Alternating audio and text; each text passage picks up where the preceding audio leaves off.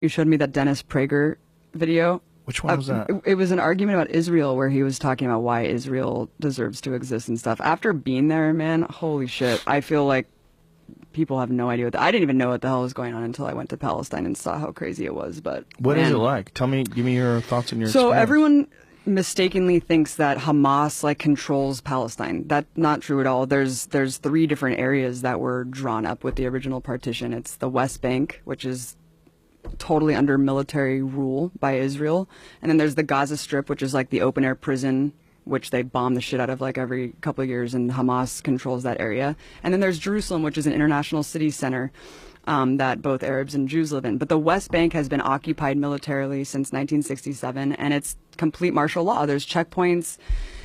All political parties are illegal. You can't. Having a gun is like the least of it. You can't hold a flag. You can't belong to a political party. You literally can't do shit if you're a Palestinian. You just have to sit there and submit. And even if you share a photo of someone who was like killed by an Israeli soldier, you go to jail, and you go to jail for the amount of like months that, what? Yeah, based on the shares and likes of the photo, they'll penalize you more and put you in prison for longer and longer. I mean, I'll just tell you one story. If you put a photo on social media, like you put of someone who on Facebook, died, and they'll be like, "You're sharing a martyr and inciting people to like commit suicide, like on behalf of Palestinians. You go to jail," and they put them in jail. There's 99.7% conviction rate. Kids are tortured. Kids are in prison. It is absolutely insane. We went to the first day that we were there. We went to a funeral of some guy, some farmer who was shot by Israeli forces, and we went to the funeral. It was horrible. You know, all the women are wailing and crying. And as we're leaving, the Israeli forces had set up a checkpoint right outside of this dude's house and started tear gassing and shooting rubber bullets like at people who were simply attending the funeral, just to punish people for attending the funeral. We went to another girl's house named Aya, who got shot in the vagina for peacefully protesting at some protest, and they shot 200 people that day. One guy next to her died. Another guy was paralyzed. They have a policy called shoot to cripple, where they shoot guys in the dicks. Yeah. Oh, it is fucking nuts, man. The West Bank is no joke. I thought that I was going to die several times. We were at this checkpoint going through Calandia, and there was this old man walking, like clearly drunk or something, and kind of like walking a little bit toward the checkpoint. They started shooting at him. Bullets are ricocheting off the thing.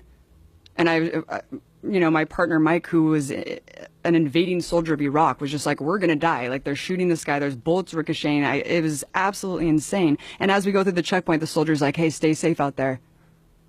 And I was like, yeah, when you guys are arbitrarily shooting people. And the person who was driving us had just told us that a couple months prior to that, some woman, Palestinian woman, because you can't go to Jerusalem. Like, if you're Palestinian, there's like barely any Palestinians who are even allowed to go pray at the most holy site, the Dome of the Rock in Jerusalem. You can't go to the beach. You're just completely constricted in a prison, and you can't travel. And he was just telling us that months before we went through this checkpoint, someone was going through the checkpoint because they got a permit to go into Jerusalem, which is like a lifetime golden ticket, like Willy Wonka.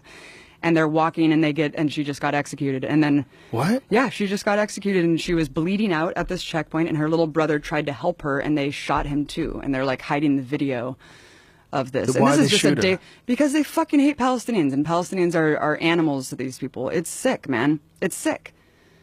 It's really, really sick, Joe. And I couldn't even get into Gaza. We were banned from going into this territory because I was told by the Israeli government that I was a propagandist and that I was like an enemy agent. And so I wasn't allowed to go into Gaza. So Gaza's hell, but the West Bank is under martial law, and everything's illegal, and you can't do a goddamn thing. And it's super cool. Like, we went to this place called Ramallah that was just like Oakland, where they're smoking weed. There's like openly gay people there. Like, it's just completely different than what people think of Palestine, you know?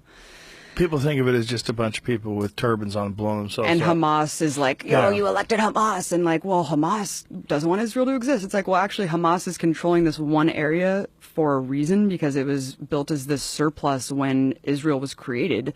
Millions of refugees were put miles away from the homes that they were ethnically cleansed from and put into refugee camps in Gaza. And when the Israeli military wanted more and more land, by the way, all settlements in Israel are illegal. All of them are illegal in the West Bank, but they just keep creating more and more and more. And we would go to these villages of just Arab people living in these villages, and the settlers will come. You have to be a fanatical fucking asshole to move from California to an Arab village in Palestine and set up a goddamn tractor trailer and just live on top of their home. And they can have giant machine guns. They can firebomb you, they can shoot you, they can beat you up. They're protected by the state. You can go with a tractor trailer, set up a home. The state immediately runs a water line, a power line, and a military outpost to protect you. And the Arabs are just sitting there waiting to get killed or attacked.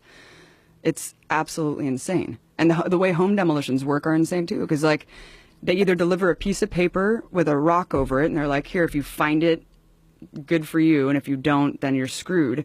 And that's if you're lucky. If you're not lucky, your home will be invaded by settlers, and you'll be forced out of your home. There's videos of this all over the internet of like groups of settlers going and literally taking over Arabs' homes, and then they just are forced out. It's crazy, man. It's completely way crazier than I ever could have imagined. How long were you over there for? A month. Whoa. Yeah.